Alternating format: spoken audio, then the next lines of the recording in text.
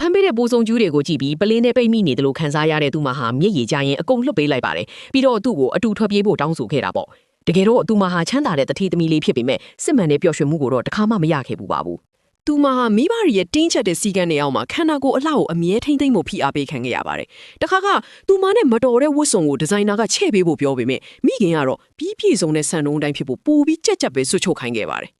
မိဘရီစီကဘယ်တော့မှအချစ်မရခဲ့တဲ့သူမအတွက်တော့အိမ်မွေးခွေးလေးကတခုတည်းသောနှွေးထွေးမှုပါဒါပေမဲ့ကျောင်းမှာပထမမရလို့ဆိုပြီးမိဘတွေကဒီနောက်ဆုံးအလင်းရောင်လေးကိုပါလူယူသွားခဲ့ကြပါတယ်မိခင်ဖြစ်သူရဲ့ပါးရိုက်ညင်းပယ်မှုကိုခံလိုက်ရပြီးအမှောင်ထုတဲ့ရောက်သွားတဲ့သူမဟာအတုံးမကျတဲ့တထေးသားနဲ့ပေးစားဖို့မိဘတွေစီစဉ်နေတာတိသွားတဲ့ခါမှာတော့သူမကိုအကျိုးစီးပွားအတွက်အတုံးချတဲ့ကရိယာတစ်ခုလားဆိုပြီးဒေါသတကြီးနဲ့တုံ့ပြန်မိခွန်းထုတ်ခဲ့ပါတော့တယ်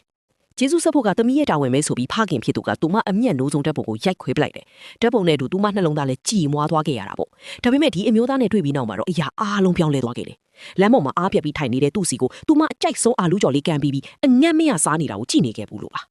သူ့ကိုကာကွယ်ပေးခြင်းစိတ်တွေရုတ်တရက်ဖြစ်ပေါ်လာပြီးစားစရာနဲ့နေစရာပေးလို့အတူနေဖို့ခေါ်တဲ့ခါသူကလည်းချက်ချင်းသဘောတူခဲ့ပါတယ်အစကတော့ကစားပေါ်တယောက်ရပြီလို့ပဲသူမထင်ခဲ့ပေမဲ့ဒီလူကသူမဘွားရဲ့ကဲတင်ရှင်ဖြစ်လာလိမ့်မယ်လို့သူမမသိခဲ့ပါဘူးသူမကသူ့ကိုအဆင့်မြင့်အဝတ်စားတွေဆင်ပေးပြီးနောက်သူ့ရဲ့ပုံစံတစ်ကြောင်ရင်သက်ရှူမောဖြစ်ခဲ့ရတယ်လို့အချစ်ဆုံးအယုတ်လေးကိုလည်းပေးခဲ့ပါတယ်မိဘတွေကသူမကိုအမိုးအောက်ခဲနဲ့ပိတ်လောင်ထားချိန်တိုင်းသူကအန်ဒီရဲ့ကြားကနေတတိုင်းကြော်ပြီးသူမစီအမြဲလာခဲ့တာပါ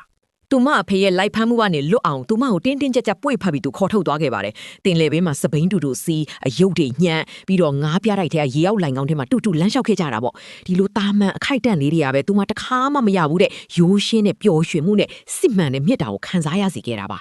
တနေ့မှာကောင်မလေးကတက်တီမွေးပြီးဖွင့်ပြောခဲ့ပါတယ်အေးဆက်တဲ့ကဘာကြီးကိုမုန်းမိမဲ့သူ့ကိုတော့အယမ်းချစ်မိသွားလို့ပါအရင်ကလေးကချစ်နေတဲ့သူကလည်းချက်ချင်းသဘောတူခဲ့ပါတယ်သူတို့ရဲ့အချစ်ကပျော်ရွှင်စရာဇက်သိမ်းနိုင်ပါမလားနောက်ထပ်စိတ်လှုပ်ရှားစရာဇက်ကွက်တွေလာအောင်မှာမို့ပိုသိချင်ရင် follow နဲ့ subscribe လုပ်ထားလိုက်ပါအောင်နော်